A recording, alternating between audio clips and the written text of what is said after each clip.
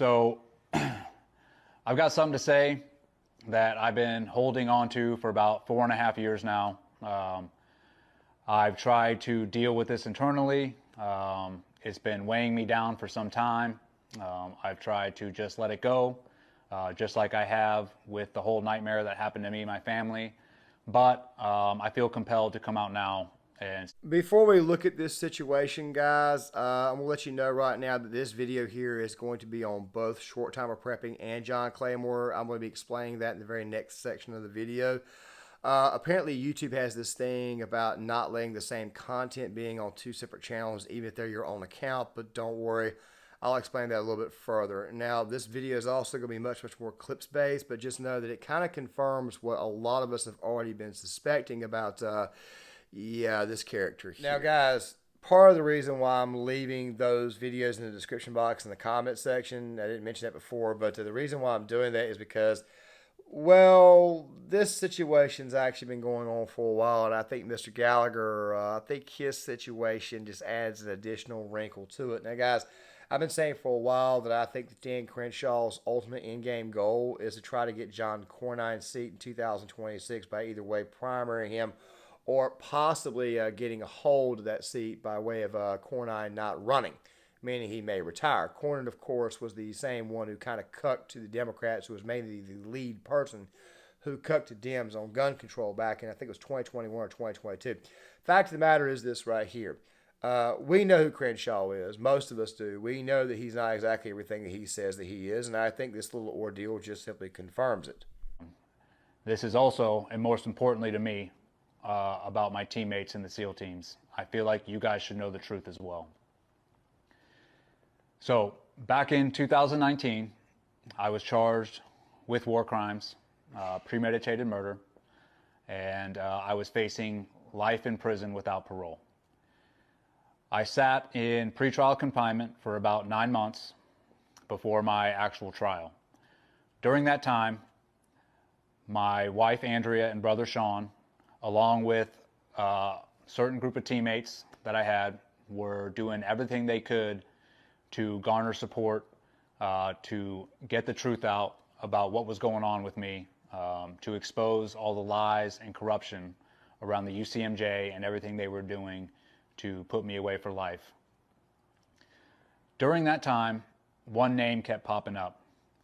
That was Dan Crenshaw. My brother wanted to go speak to him to try and get his support, as well as my teammates who were doing everything they could. And this was for obvious reasons. Dan was a prior SEAL. They thought that this was a no-brainer and that he should get behind it, especially with all the information that was coming out. So my brother, who lives near DC, was going to Congress almost on a daily basis, knocking on every congressman's door on both sides of the aisle, trying to get them to look at what was really going on and get their support. One of those individuals was Dan Crenshaw. So my brother ended up talking to his staff a couple times. They gave him the runaround, but that did not stop him. He kept going back day after day and finally got a hold of Dan. Dan told him he wanted to wait till the situation developed before he made a decision, which, got it, that makes sense. Along with that, some of my teammates who were on that deployment, who were on the ground the day of the incident, went to one of Crenshaw's fundraising parties, pulled him aside and spoke to him face to face, told him what was happening to me was complete BS, that it was chock full of lies, and that I was getting screwed over.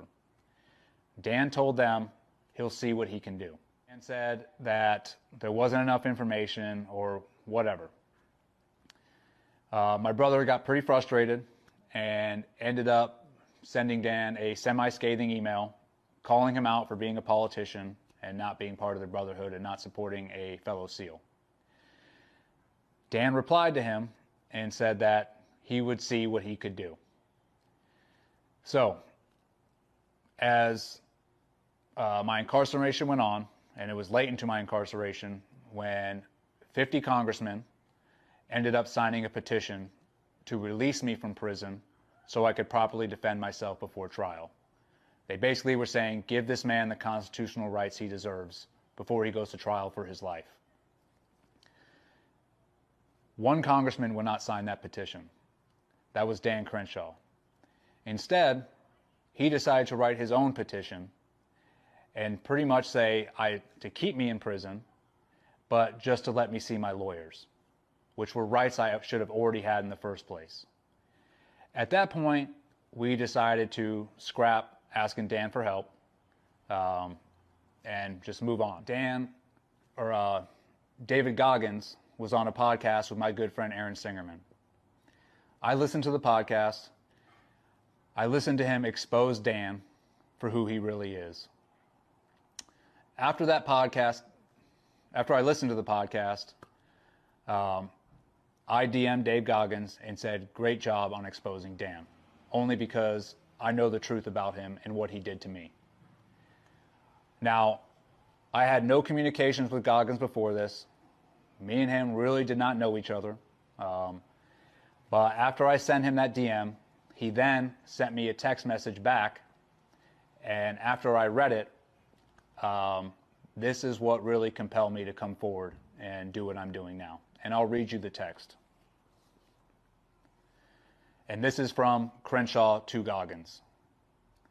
Hey man, listen to your Rogan podcast, good shit. I had no idea about any of that shit with that Team 6 guy making YouTube videos about you and all that. Again, sorry if I made it seem like I was ever in that category. I am not. I wouldn't have tried to get you to speak at my events if I didn't respect you and your message. Like you, I've been in the public eye since about 2018 and understand very well how people will climb over your back to get higher, get more clicks, and get a little more famous. Pieces of shit like Eddie Gallagher have tried to do that at my expense, after I tried helping him get out of prison. That should never happen between team guys. God bless and Happy New Year. So, this text message is chock full of lies, which is not surprising. Dan sent this to Goggins after Dan himself was on a podcast talking trash on Goggins. And he is telling Goggins that he tried helping me get out of prison. Again, this man can't stop lying. He'll say whatever it takes to get people on his side and then do the opposite behind the scenes. This has been a repeating pattern of his since he's been in office. Now, I also have some documents here from my brother. It's a list in chronological order of each time he attempted to get Dan's support. He also has emails in here to Dan asking him for his support. I also have the petition that Dan wrote saying to keep me in prison. I'll have all of these on a link that you can click below and you can see for yourself. Again, the reason I'm telling you this is because this is not about me. This is about you, the American people, no matter what side of the aisle you sit behind. Just because someone is a Navy SEAL or because they were wounded in combat does not make them a good person. Does not mean they have character. I want you to think about that next time you vote. Look at this person's character. Look what he's saying, and then look what he's doing behind the scenes. If a person makes a decision and then has to put out a video the next day explaining why he made that decision, it's probably because he knows he didn't make the right decision. I don't want to make this political. I just want people to know who they're voting for and who is representing them. So, Dan, if you want to have a conversation, I'll be in DC next week, actually doing real work to support our brothers in the teams and our law enforcement and our first responders. So if you want to have a conversation... It bothers me on so many levels, mostly due to the fact that Crenshaw himself is a Navy SEAL. Now, guys, what I didn't mention in the beginning of this video, and I'm going to go ahead and mention it now, is that this right here is probably going to warrant a much, much deeper dive, and we're probably going to do it on short time of prepping because there's a lot here in this situation besides just Eddie Gallagher. This right here, for the most part, is just the initial reaction and review of what I've heard. This right here seems like Crenshaw was in fact a scumbag. And I can already hear somebody in the comment section saying, why the hell did this guy wait 4 years? Well, here's the deal. Just because somebody comes up with something later on, it does not always mean that it is not true. Now, to me personally, do I fully believe everything in the story? For the most part, I kind of do, especially knowing Crenshaw's MO, knowing how he is, knowing how he's been trying to slither his way up the chain. Of course, if you guys recall correctly, there was the whole Alex Stein ordeal where he kind of approached Dan Crenshaw about I think it was about his voting record and him not being America First. And of course, everybody knows who Alex Stein is. Everybody knows he trolled him. And I even did a video saying I thought this was a little bit uncalled for, but not because of Crenshaw. I think it was kind of uncalled for because he decided to do the whole anti-war stuff in front of the Wounded Warrior Project. Now, let me go ahead and say this. Alex Stein's not one of these guys who goes out of their way to call veterans war criminals or anything. But still, at the same time, that I thought was a little bit jacked up. However, what was even more jacked up, and I now regret it after looking at that and now seeing what it was actually more jacked up for Dan Crenshaw to kind of angle himself towards there and try to have those guys kind of defend him. In that situation, I probably would have been like, look, dude, you're kind of on your own here. Don't try to use us as a crutch here. But then again, though, knowing Dan Crenshaw, knowing his MO, this is the type of stuff that you get. Ended up retiring out of the Navy. Not long after I retired, I got invited to a Turning Point event by 9 Line. While at that event, I just happened to run into Dan Crenshaw. I saw him coming down the hallway, and I wanted to go up and talk to him just to get his thoughts on the whole situation and why he did not support me or why he made up his own petition saying to keep me in prison. I was not angry. I just wanted to talk to him, team guy to team guy, to get his thoughts. He saw me from down the hall and immediately looked down at the ground and speed walked right past me. Didn't even give me the time of day.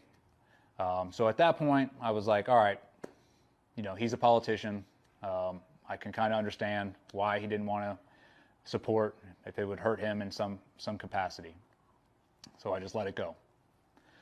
Not too long after that, I obviously wrote the book. And when the book came out, I went to Congress to do a book signing for the 50 congressmen who did support me, who did sign that petition to get me out of prison. While there, I was pulled aside by multiple congressmen and was told that Dan Crenshaw was actively working against me behind the scenes. He was going up to each of those congressmen who were supporting me, telling them not to support me, that I was guilty, and that it was his community and they needed to butt out and let him handle it. I don't know how much of an arrogant statement that could be made that Dan said it's his community. That's a joke. But regardless, after hearing this, I was pretty disgusted. It's one thing to not support me and just to back off and not do anything.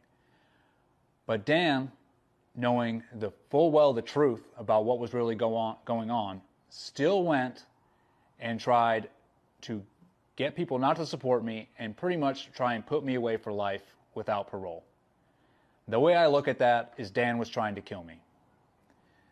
He was doing this for political favor. He was doing this to climb the political ladder. Now, gang, if it was not already said, Gallagher talked about running into Crenshaw, and he talked about Crenshaw's head being down.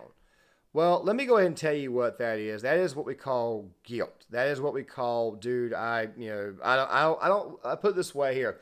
That's the extremely guilty conscience. Now, does Crenshaw have a heart? Well, I'm not entirely sure. As I've said before, his MO is to try to climb the ladder. Now, it could be one of these situations, and by the way, I'm not condoning this, but it could be one of these situations where Crenshaw is looking at the politicians, he's looking at the donor base, and he's looking at the people who supply him, and he's probably being told by people that, hey, look, don't support this guy, don't get involved in this effort, or else we're going to cut your money off, which, by the way, should also tell you that a lot of corporations who are doing this, and don't worry, we're going to be bringing this up in a video tomorrow about the pot calling the kettle black, because this video I did yesterday when I released it, which, by the way, at this moment in time, I'm not making content and releasing it in the same day. I'm kind of like a day behind to try to collect a little bit extra facts. I'm still trying to improve on that. But the more and more stuff that we have found out, especially when we look at this whole Bud Light situation, kind of gives you a good example that there's a lot of, let's just say, the pot calling the kettle black when it comes to people with donations. That right there will be a video that will come out tomorrow. I want to do a little more research on it, but just know that my research has kind of led me to see that there's a lot of juicy crap going on here. The thing that you have to understand, and one more thing about Crenshaw. Crenshaw actually got Marjorie Taylor Greene's Twitter account suspended. I did a video on this a while back. I'll leave it in the description box for you guys, but he actually was his people who actually got her suspended.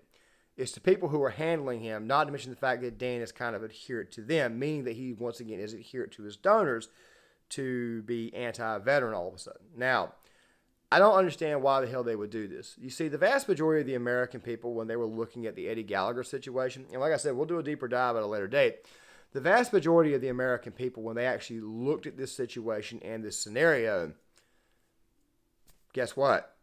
Most people would kind of understand that Mr. Gallagher was in combat at that time and more than likely was just doing his job. Unless, of course, there are the leftoids out there who just love to call veterans war criminals and all this type of stuff here, and then they decide they want to snicker and sneer at what the hell is going on between a few men.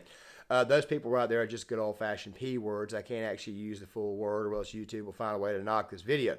Fact of the matter is this right here. These people that you are hearing about right now, the 50-some-odd congressmen that Mr. Gallagher was able to get to sign the petition, or his brother was able to get to sign the petition, they obviously had their hearts in the right place. Even though they're politicians, they obviously had their hearts in the right place.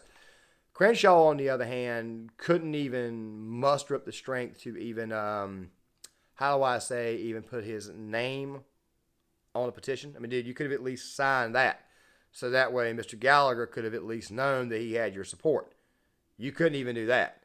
Now, maybe you couldn't support him behind the scenes with actual language and lobbying, but if you at least put your name on the paper, I'm pretty sure that Mr. Gallagher himself will say, well, look, I'll listen to whatever he's got to say, the reasons why he couldn't do anything else, but at least he had his name on the paper. Even though it was half-heartedly, most people can still kind of take that and say, okay, well, look, at least he put his name on the paper. At least he did that. Crenshaw couldn't even do that there. And obviously him walking by Gallagher, of course, with his head down, I think it should kind of tell you exactly what the hell is going on with Crenshaw. And of course, this right here was a while back. Crenshaw, in my opinion, has probably gotten a lot worse. Now that he has a podcast and he has his own little base of support in his district in Texas that will not leave him. But then again, though, this is also the same guy, if you guys recall correctly, who completely went off on a 9-year-old girl. Being a Christian, you talked about God, but when you claim Jesus to be a hero archetype, you not only lied about Jesus not being real, but you lied about being a Christian. To give context to anyone who hasn't heard, Crenshaw said, quote, "The most important thing here is that we have important hero archetypes that we look up to. Jesus is a hero archetype, Superman is a hero archetype. Real characters too. I could name 1,000. Rosa Parks, Ronald Reagan," end quote. I can't wrap my head around this. Well, I'll help you. Put a period after the word Jesus and don't question my faith. Wow. Okay, Wow. A kid like that. Don't question my faith. Oh, okay. You guys can ask questions about all of these things and I will answer them. But don't question my faith. I can question your faith if this is what you said. I mean, you can read the quote again. But nowhere in that quote am I saying Jesus is not real. That's a ridiculous statement. Of course he's the Son of God. Of course he's the Son of God, and of course he's real. You can say two different things. You can say that on the podcast, and you can say this here. On the podcast, the people have understood it that way. I think they're twisting it that way, which is not very Christ-like. Which is not very Christian. It's not. Now, gang, this video right here is much, much more clips-based. And the reason why it's much, much more clips-based is because, for the most part, it is a reaction to what we are seeing. Now, guys, one more quick thing. As I said before, there's going to be a much, much larger deep dive that will more than likely occur on Short Timer Prepping in the near future about the entire Eddie Gallagher situation, especially involving Mr. Coggins. Don't worry, we will get to that. But I need to go ahead and kind of point that out, that is the reason why we're talking about this right now, because obviously when you pull back more and more and more of the veil, or you pull back more and more and more of the eye patch, you kind of sort of see who the hell Crenshaw is. And by the way, I'm a veteran myself, so I feel like I can say things like when you pull it back, when you actually pull back the curtain, when you actually pull back what the hell is actually behind that, you can kind of sort of see who a person really and truly is. That right there being said, let's get back to this. Oh, no, I am not surprised, not one damn bit, that Crenshaw or Commie-Shaw or Red Flag Dan is really and truly this big of a scumbag in real life. Guys, I'm going to leave you with the rest of what Mr. Gallagher said. This will be the only video. This will be the third video of the day on Claymore. It'll be the only video of the day on Short Timer. And, of course, that video that I'm going to be posting tomorrow is going to have some updates on that channel. And we got some content to post, of course, tomorrow, which, by the way, will be Thursday. Fact of the matter is you guys are seeing a lot about Crenshaw, and for the most part is confirming a lot of what we already know. So I'm going to leave you guys with the rest of Mr. Gallagher's little spiel, and then we're going to come back to it at a later date and do a much larger deep dive into this. This is for the most part was a reaction and a review. So make sure you guys please hit that like button, subscribe, and share so that way people will be notified of what is going on here. And I will see you guys later.